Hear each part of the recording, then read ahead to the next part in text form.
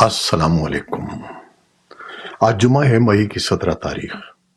پاکستان میں اس وقت شام کے 7، بھارت میں 7:30، اور جہاں ہمارے اسٹوڈیوز کی گھڑیوں میں صبح کے 10 بج رہے ہیں۔ وائس آف امریکہ واشنگٹن کی اردو سروس سے میں ہوں خالد حمید، خبروں کے ایک بلٹن کے ساتھ۔ امریکی فوج کا کہنا ہے کہ ابتدائی طبی امداد کی کھیپ غزہ کی پٹی میں ایک نئے تعمیر شدہ امریکی گھاٹ کے پار پہنچائی گئی ہے۔ غزہ کی پٹی کے لیے انتہائی درکار امداد لے جانے والے ٹرک جمعے کے روز ایک نئے امریکی عرصے سے پہلی بار محصور انکلیو میں داخل ہوئے، کیونکہ سرحدی گزرگاہوں پر اسرائیلی پابندیوں اور شدید لڑائی کے باعث وہاں کے لوگوں تک خوراک اور دیگر سامان پہنچانے میں رکاوٹ پیش آ رہی ہے۔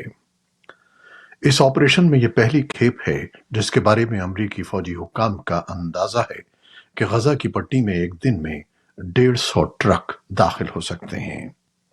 جنگ سے پہلے اوسطاً 500 سے زائد ٹرک غزہ میں داخل ہوتے تھے۔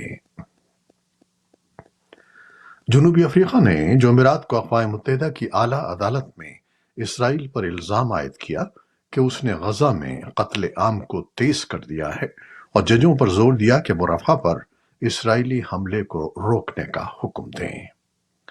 اسرائیل نے آج اقوام متحدہ کی اعلیٰ ترین عدالت کے سامنے جنوبی افریقہ کے مقدمے پر تنقید کرتے ہوئے اسے حقیقت سے بہت دور قرار دیا۔ وکیل گلاد النوم نے بین الاقوامی عدالت انصاف کو بتایا کہ جنوبی افریقہ نے چوتھی بار عدالت میں ایک ایسی تصویر پیش کی ہے جو حقائق اور حالات سے بالکل مختلف ہے۔ پریٹوریا نے بین الاقوامی عدالت انصاف پر زور دیا کہ وہ رفح پر اسرائیلی حملے کو روکنے کا حکم دے۔ ادھر اسرائیل کے وزیر اعظم بنیامن نیتن یاہو نے اسرائیل کے کیمپ بنائی نیٹزم میں فوجیوں سے بات کرتے ہوئے زور دیا کہ اسرائیل کے لیے غزہ کی پٹی میں جارحیت روکنے کے لیے رفح میں لڑائی اہم تھی۔ اور اب پاکستان، بھارت اور دنیا بھر سے کچھ اہم خبریں ہیں۔ پاکستان کے نائب وزیر اعظم اور وزیر خارجہ اسحاق ڈار اپنا 3 روزہ دورہ چین مکمل کر کے پاکستان واپس پہنچ گئے ہیں۔ سی پیک منصوبوں اور حال ہی میں چینی انجینئرز پر ہونے والے حملوں کے بعد اسحاق ڈار کے دورہ چین کو اہمیت کا حامل سمجھا جا رہا ہے۔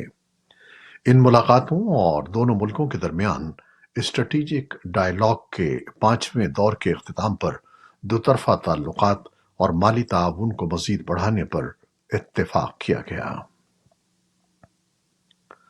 پاکستان کی سپریم کورٹ نے مبینہ عدلیہ مخالف پریس کانفرنس کرنے پر سینیٹر فیصل وافڈا اور رکن قومی اسمبلی مصطفیٰ کمال کو توہین عدالت کے نوٹسز جاری کرتے ہوئے انہیں 5 جون کو ذاتی حیثیت میں طلب کر لیا ہے۔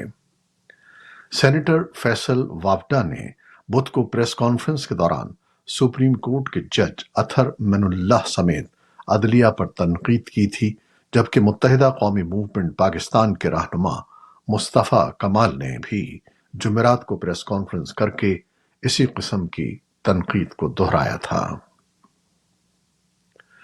پاکستان کے سب سے بڑے صوبے پنجاب میں گزشتہ چند مہینوں میں متعدد پولیس مقابلوں کی اطلاع ملی ہے، اور انسانی حقوق کے کارکن پنجاب پولیس کے اس نئے رجحان پر تشویش کا اظہار کر رہے ہیں۔ D I G organised crime Imran Kishwar کا کہنا ہے کہ یہ درست ہے کہ پولیس مقابلوں میں اضافہ ہوا ہے، لیکن پولیس کے پاس ان تمام مقابلوں کا ریکارڈ موجود ہے۔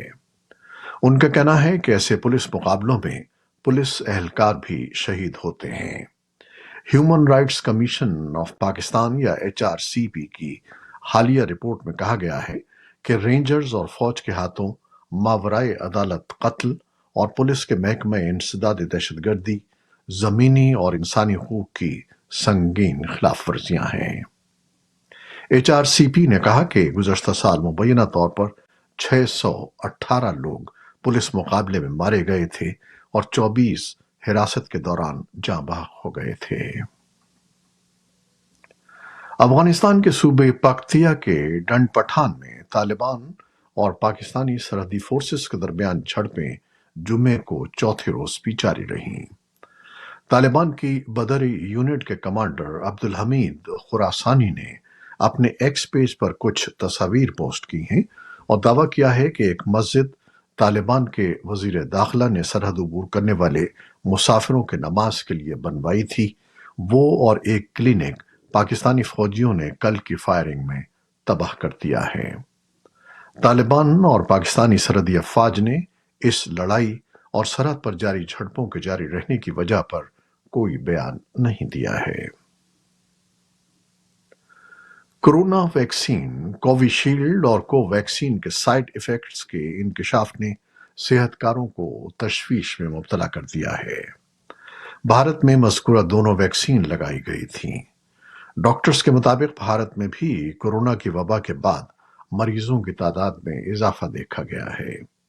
मुख्तलिफ उम्र के लोगों और ख़ासतौर पर नौजवानों में हरकत क़ल्ब बंद होने से मौत के वाक़यात ज़्यादा हो रहे हैं।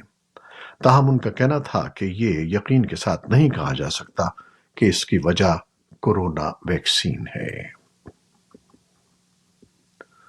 रूस के सदर व्लादिमीर पुतिन ने चीन के सरकारी दौरे में चीनी रहनुमा शी जिनपिंग के साथ जुमे को मुलाकात की और तिजारती और सकाफती तबादलों पर तवज्जो मरकूज रखी। पुतिन ने शिमाल मशरक़ी शहर हार्बिन में चीन रूस एक्सपो देखी और दोतरफा तिजारत में इजाफे को सराहा, जबकि शी ने कहा कि चीन उम्मीद रखता है कि यूरोप की अमन और इस्तेहकाम की तरफ जल्द वापसी होगी और वो उसके लिए तामीरी किरदार अदा करता रहेगा। रूसी हुकाम ने जुमे को बताया कि यूक्रेन ने रूस और जजीरा नुमा क्रीमिया पर गुज़श्ता रात ड्रोन से हमला किया, जिसमें एक बच्चे समेत 2 अफराद हलाक हो गए और एक ऑयल रिफाइनरी को आग लग गई।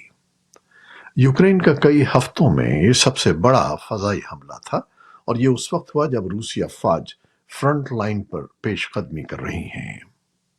रूस की फौज ने दावा किया है कि उसने मुल्क के जुनूब में यूक्रेन के 100 से ज्यादा फजाई और समुद्री ड्रोन्स को रोका है या उन्हें तबाह कर दिया है। इसी दौरान यूक्रेन ने सरहदी इलाके से तकरीबन 9,000 शहरियों को निकाल लिया है, क्योंकि रूस ने वोचांस्क और करीबी देहातों की तरफ पेशकदमी कर रखी है। मलेशिया के हुकाम ने बताया है कि रियासत जौहर में जुमे की सुबह 2 पुलिस एहलकार हलाक और एक उस वक्त जख्मी हो गया जब उन पर एक शख्स ने हमला किया। हमलावर पर अलकायदा से मुंसलिक अस्करियत पसंद ग्रुप जमातुल इस्लामिया JI का रुकन होने का शुबा है। मलेशिया के inspector general of police Razarudin Husain ने टेलीविजन पर नश्र होने वाली एक प्रेस कॉन्फ्रेंस में बताया कि फायरिंग का तबादला हुआ, जिसके नतीजे में दूसरा एहलकार हलाक और तीसरा जख्मी हो गया। रजाउद्दीन ने कहा कि मुश्तबा शख्स भी फायरिंग के तबादले में मारा गया। इलेक्ट्रिक कार बनाने वाली अमरीकी कंपनी टेस्ला ने कहा है कि रिहायशियों और माहौलियाती कारकुनों की मुखालिफत पर काबू पाते हुए बर्लिन से बाहर इसकी प्रोडक्शन साइट को बढ़ाने की मंसूबे की मंजूरी दे दी गई है। साइट पर सालाना 10 लाख कारें तैयार करने की सलाहियत को दुगना करने के मंसूबे का ऐलान सन 2023 में किया गया था। और अब एक ऐलान voice of America WhatsApp channel पर भी देखा जा सकता है। दिलचस्प खबरें, तज्जिए, तबसरे और वीडियोस देखने के लिए व्हाट्सएप पर VOA उर्दू के इस चैनल को फॉलो कीजिए। चैनल का लिंक हमारे फेसबुक पेज पर मौजूद है। ये थी वो खबरें जो फेसबुक लाइव पर हमने आपके लिए पेश की। हमारी वेबसाइट, यूट्यूब और पॉडकास्ट पर यह बुलेटिन आपके लिए पोस्ट कर दिया जाता है। आप हमारे बुलेटिन को शेयर करते हैं और अपने कमेंट्स में अपनी मोहब्बतों का इजहार करते हैं। इसके लिए हम आपके बेहद ममनून हैं। अपनी इन मोहब्बतों को जारी रखेगा।